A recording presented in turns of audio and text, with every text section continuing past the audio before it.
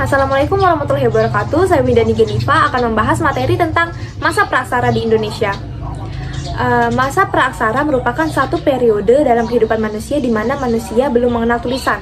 Kata praksara berasal dari bahasa Sanskerta, yaitu pra sebelum dan aksara yaitu tulisan. Jadi masa praksara adalah masa di mana manusia belum mengenal tulisan.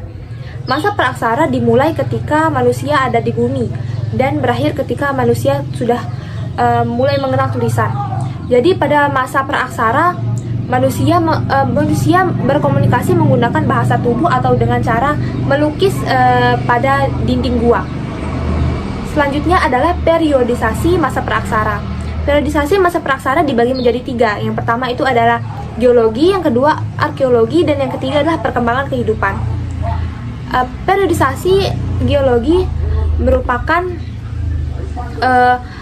suatu sistem yang digunakan untuk membagi masa praksara berdasarkan perubahan geologis yang ada dalam sejarah bumi.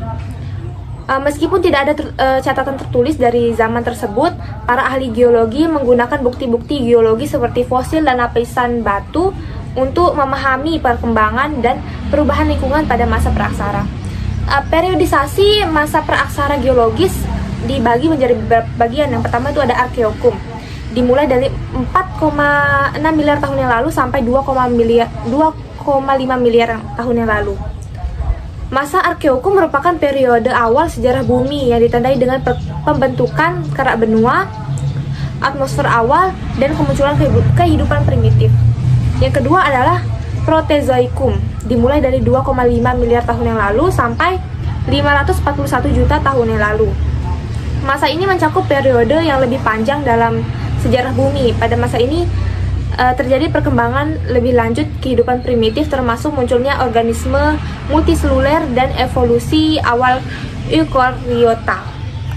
Yang ketiga adalah paleozoikum, dimulai dari 541 juta tahun yang lalu sampai 252 juta tahun yang lalu.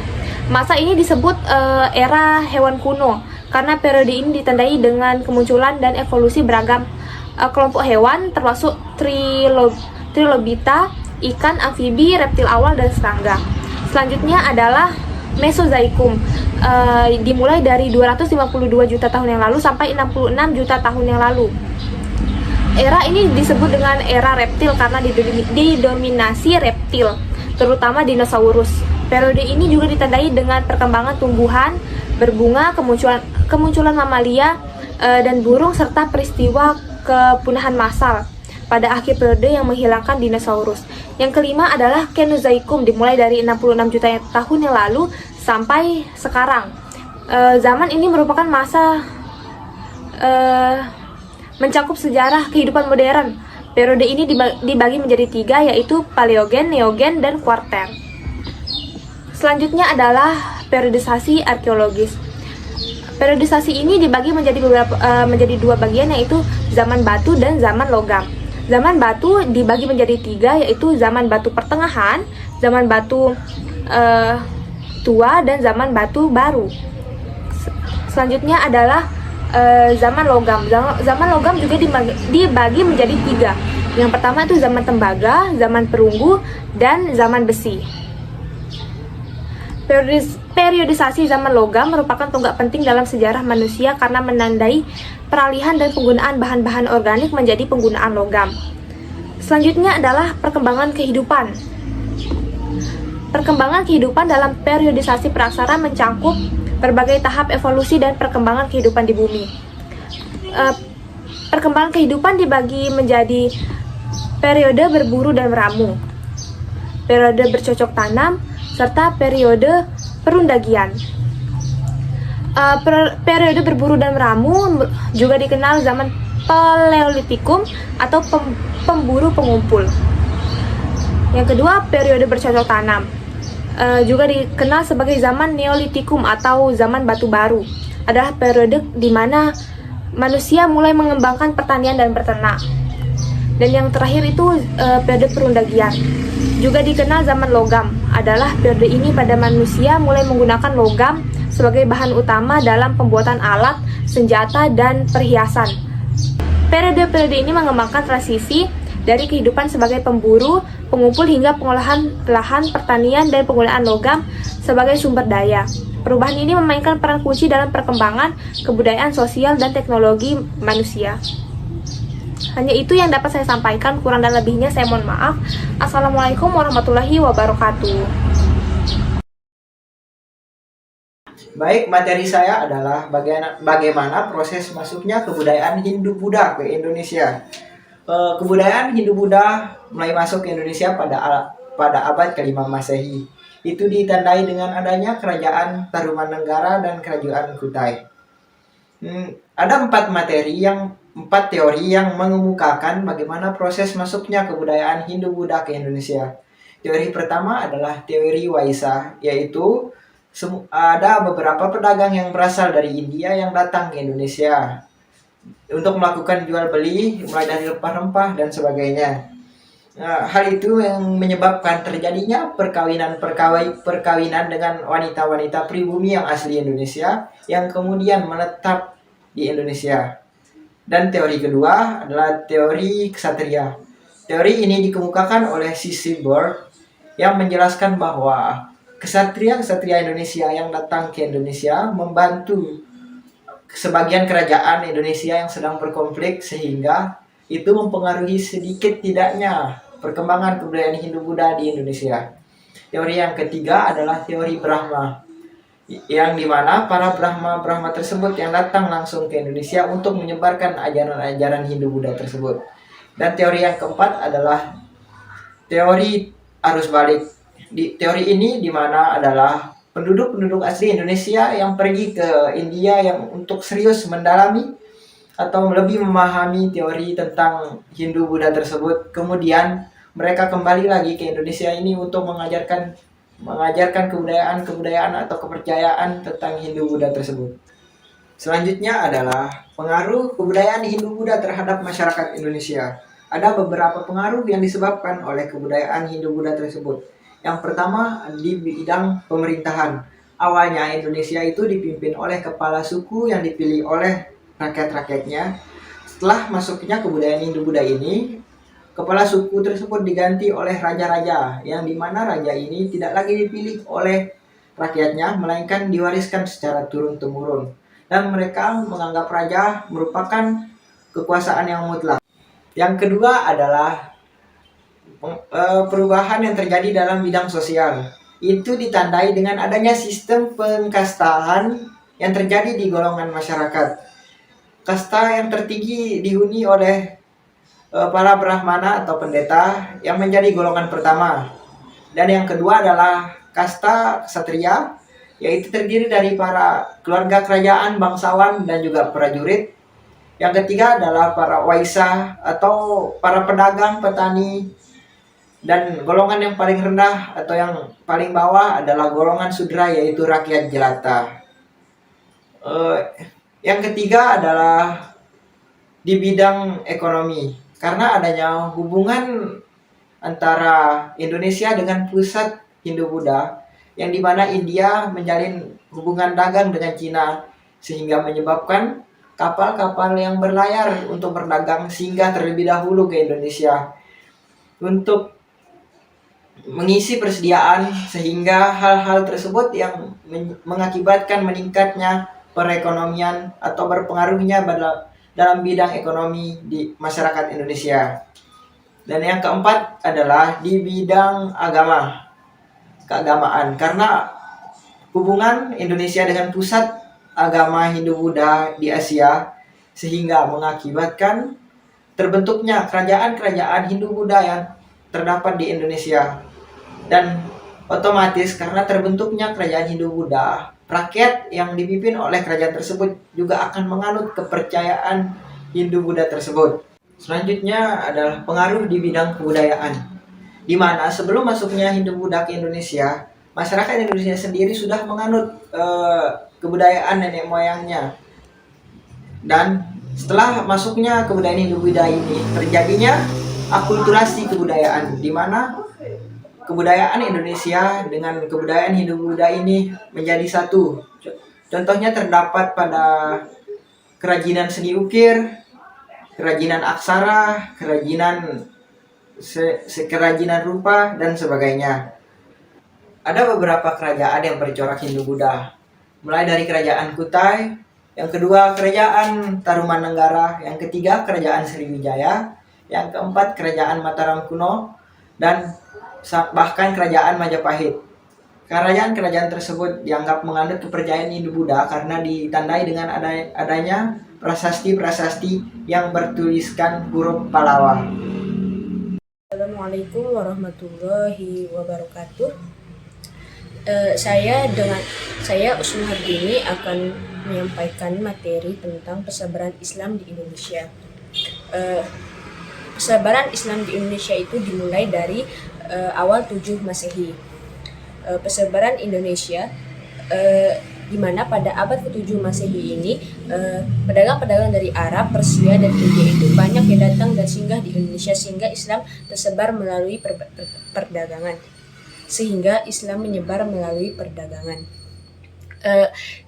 Indonesia adalah mayoritas Islam di dunia dengan sebanyak 8,67%.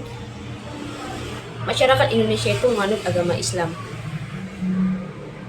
Ada beberapa teori mengenai proses masuknya Islam di Indonesia, yaitu yang pertama menurut Snok Horgolce berpendapat bahwa masuknya agama Islam di Indonesia itu dibawa oleh penyebar Islam yang berasal dari Gujarat atau India, di mana pokoknya batu nisan yang ada di Kambai, Gujarat itu sama dengan tulisan Sultan dengan tulisan pada batu nisan Sultan Malik Al-Saleh yang berangka 6.900 Hijriah atau 1297 Masehi.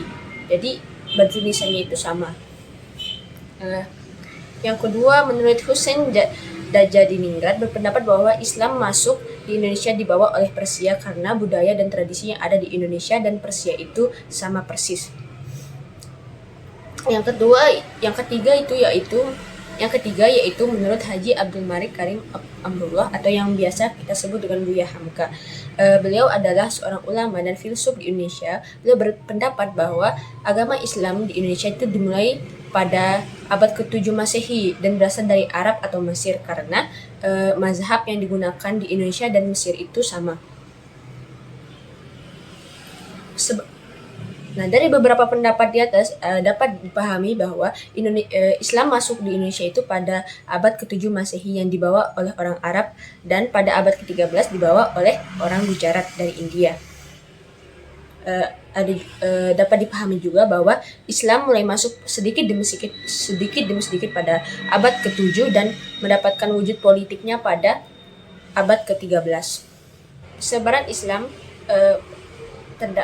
dibagi menjadi beberapa penyebaran, yaitu yang pertama adalah penyebaran Islam melalui perdagangan. Indonesia adalah negara kepulauan yang memiliki letak geografis yang sangat strategis dan menjadi jalur perdagangan. Hal ini menyebabkan bangsa Indonesia menjadi tempat pertemuan para pedagang baik lokal maupun internasional. Pedagang asing yang berasal dari Arab, Persia, Gujarat itu berlayar dan bermukim sementara dan tinggal di Indonesia. Disinilah Islam mulai disebarkan.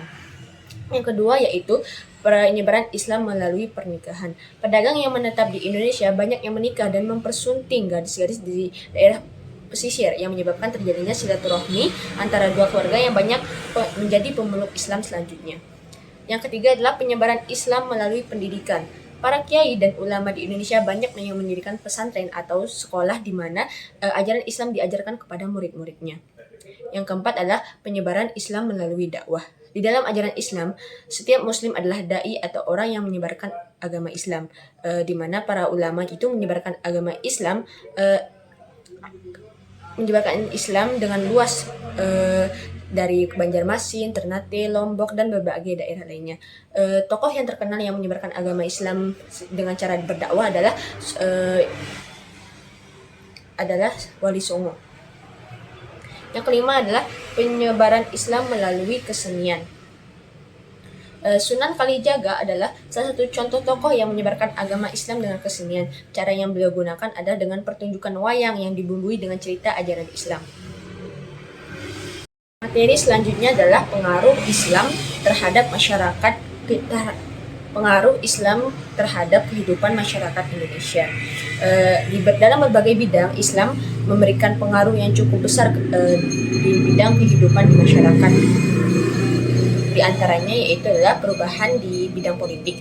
Indonesia yang dulunya dominan oleh sistem pemerintahan kerajaan yang menggunakan ajaran Hindu-Buddha mulai tergantikan dengan adanya kerajaan-kerajaan Islam yang mulai dibentuk. Kerajaan Hindu-Buddha yang melakukan sistem pemerintahan dengan berlandaskan ajaran Hindu-Buddha mulai tergantikan dengan ajaran Islam yang menggunakan ajaran Islam itu sendiri dalam sistem pemerintahannya. Yang kedua adalah perubahan di bidang sosial. Agama Islam adalah agama yang ajarannya memandang setiap makhluk itu sama dan memiliki derajat yang sama, dan yang membedakannya adalah takwa.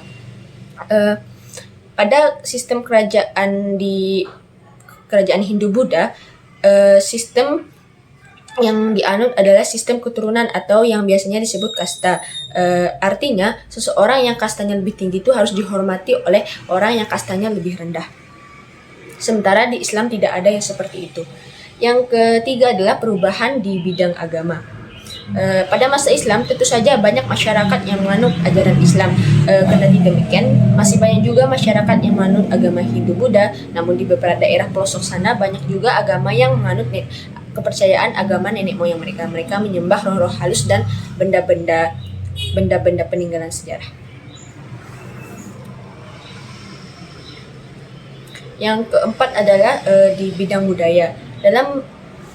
Dalam beberapa peninggalan budaya, Islam ikut menunjukkan unsur-unsur Hindu-Buddha, akan tetapi disesuaikan sehingga tidak bertentangan dengan ajaran Islam. Contoh unsur Hindu-Buddha yang tampak pada masa Islam adalah nampak pada bentuk atap masjid-masjid yang dibangun pada awal perkembangan Islam. Jadi bentuk masjidnya itu berbentuk tumpang.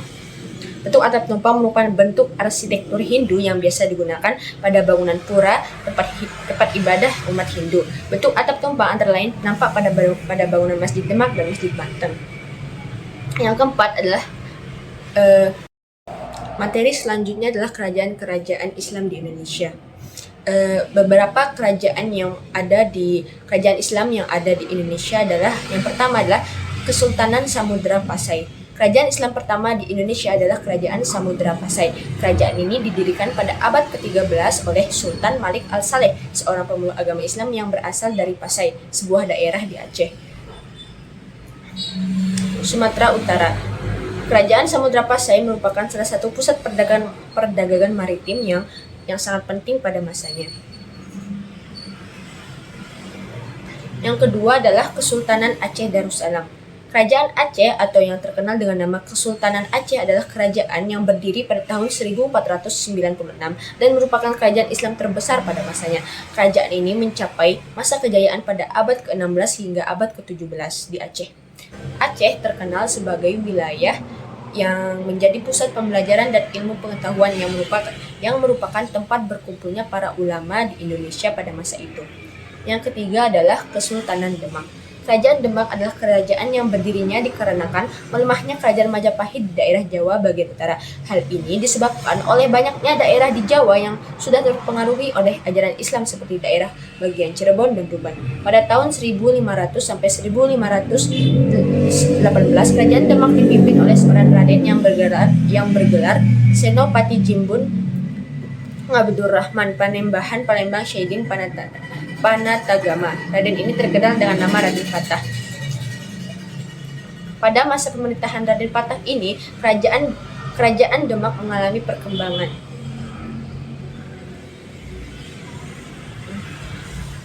Kerajaan Demak mengalami perkembangan yang tumbuh dengan laju. Kerajaan ini pun menjadi ancang-ancang menyebarnya ajaran Islam di Pulau Jawa.